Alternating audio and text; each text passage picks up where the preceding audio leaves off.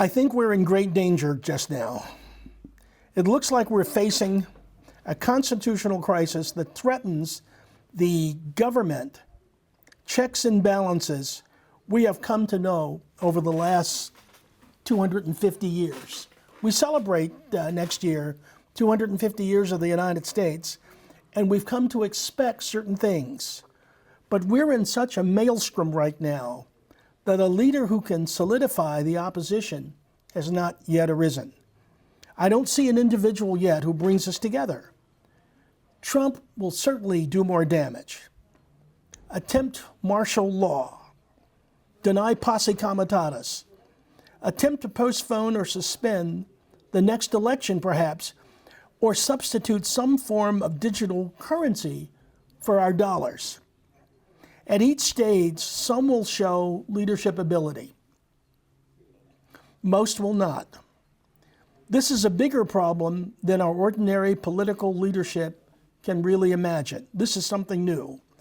When we get to a constitutional crisis, a serious crisis, where the executive branch refused to follow the precepts of the court, or legislation is ignored, the Congress is rendered useless, a public loss of confidence, including a substantial proportion of the MAGAs, and perhaps simultaneously a crisis, perhaps existential, an event, something. I think the forces of reason, institutionally based, will coalesce. Perhaps some informed coalition of the Senate, the Supreme Court, and even the military. I can only hope we will find some formation to stop the particular illegal or ultra-virus activities and remove Mr. Trump from office. He will have so exceeded his powers that only a revolutionary response would be effective. He has removed inspectors generals at our various agencies. He's removed the Joint Chiefs of Staff chairman and others, and now service JAGs, the lawyers who tell the effective commanders what's right, what's wrong, what's legal. Our Secretary of Defense has said we want to remove lawyers because they stop the combatants, the warriors, from doing their job. Well, I would remind Mr. Hedgesmith that those lawyers, those JAG lawyers, they tell commanders what's right and wrong under international law, what they are permitted to do and what they cannot do. We hanged 769 Nazi war criminals at the end of the Second World War because they told their commanders, yes, sir, when they were given orders to do something that's illegal.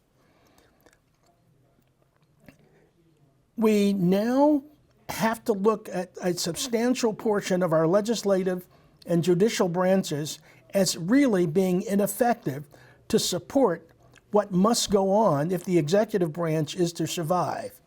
It must necessarily come to refuse to obey unlawful orders.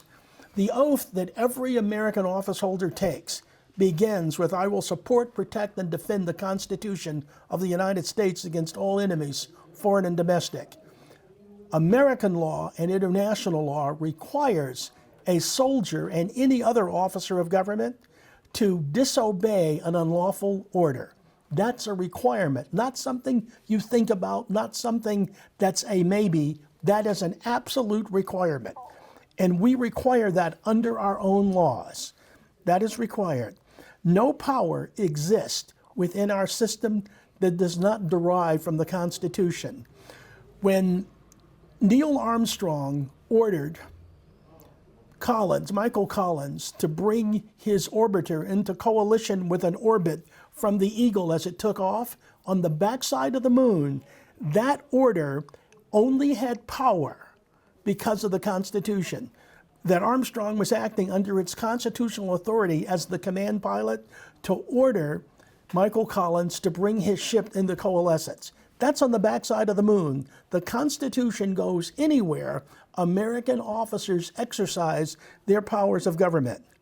What we're seeing now is an existential threat to our government, to our way of life, to our culture, and primarily to our law. We are in grave danger, and there needs to be a coming together and an understanding of that so that our legislature and our judicial branch can address the problems we're seeing. Thank you.